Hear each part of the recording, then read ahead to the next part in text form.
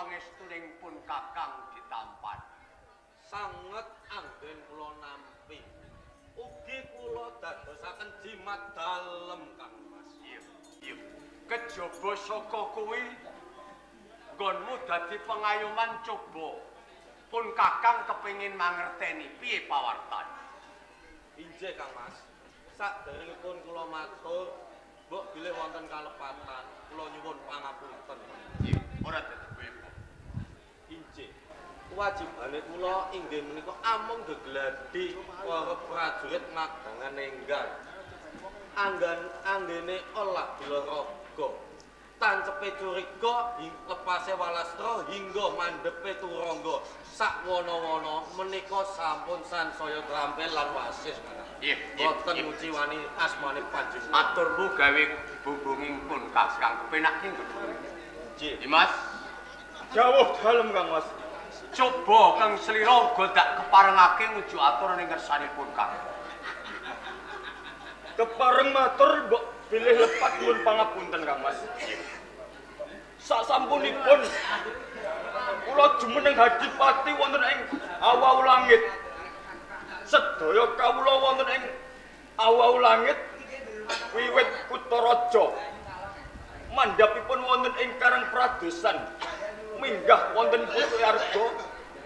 Setunggal kemawon boten wonten ingkang nandhang ketingrangan ateges panggesanganipun kawula ingkang mapan wonten ing awau langit bebasan murah kang sarwa tinumbas subur kang sarwa tinandur Kang Mas. Ora kleru nggone miji Kang Slira pinangka dadi pengayoman. Nggih. Jalaran apa? Jejering pengayoman kuwi kudu bisa ngayomi lan ngayomi marang kabeh para kawulamu. Menika leres.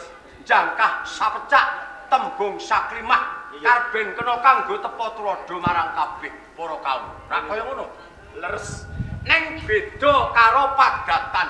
Nganti kadang-kadangku para bupati ndak undang supaya temeka ana ing Kabupaten Bono Keling kene. Nyuwun sewu saderengipun Kang Mas. Dadosaken tandha rasa pitakon sak lebetipun manah. Iya.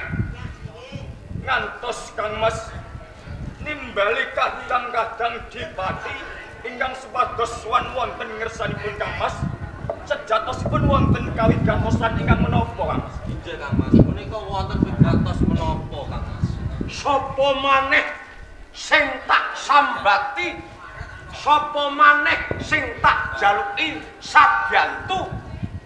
Wong kejaba kowe wong sakloron. Awit ing Kabupaten Bono Keling Kalungguhan iki lagi kena pagebluk gedhe. Wonten pagebluk. Iya. Mongko aku jejering pengayoman ing Kabupaten Bono Keling kudune aku bisa ngayomi marang kawula. Nanging pagebluk kang nempuh ing Kabupaten Bono Keling kene kuwi pagebluk gedhe. Esuk kawula lara sore padha temeka pagi. Tiba kosok balene. Nah. Kanthi kuwi panjenenganku pinangka pengayoman ana ing Kabupaten Bono Keling banjur aku munggah ana ing sanggaring pamujan. Meminta marang ngersaning Gusti Kang Murbeng dumadi. Ing kono ana dawuh Dimas. Ing Kabupaten Bono Keling bisa walaya temeng jati pulih kaya wingi-wingi lamun topul Kakang iku bisa mengku jejering wanita. Lajeng wanita kala wau sinten Kang Mas? Kowe kepengin ngerti? Menika leres. Kowe uga kepengin ngerti? Injih Kang Mas.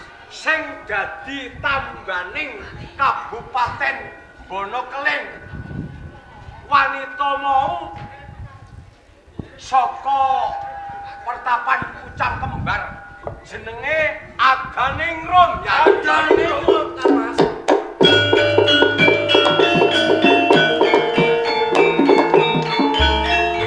Sakwise kowe krungu yen sing dadi tambaning Kabupaten Bono Keling Adaningrum kok padha cecikan piye-piye. Nawari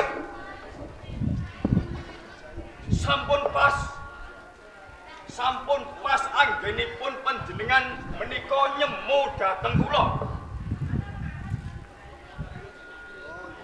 Kula mapan wonten ing Kadipaten Wonokeling menika sepisan netepi layang idran saking panjenengan kang angka 2 Kang Mas.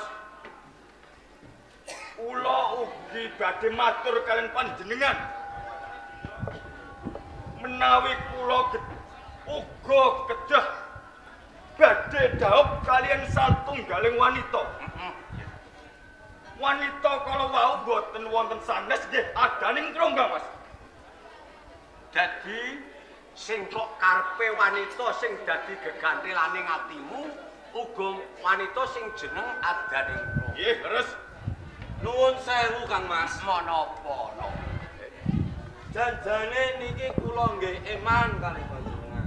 Jenengan niku ampun kan pun sepuh.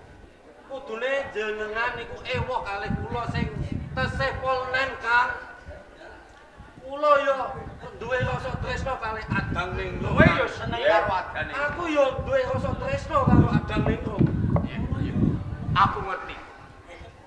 Dadi nggonmu tumeka ning nggono kelingki ngiras pantes njaluk sabantunipun Kakang supaya didhauke karo Adang Ningrum. Inggih kali nyuwun pangestu. Ning kowe rak ya wis krungu dhewe ning Kabupaten Wonokeling iki lagi kena pagebluk gedhe.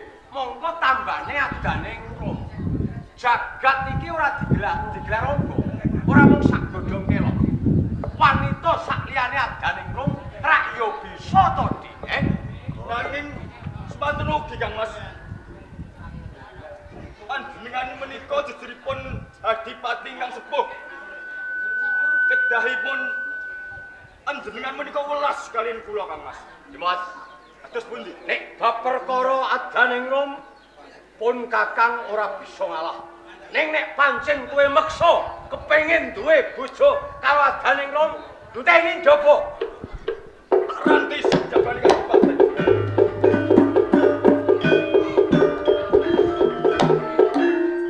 Lho Kang Mas, yen kena bisa kula elingke Kang Mas. Jenengan niku boten diterusake anggene tresna kaliyan Adang Ningrum Kang Mas.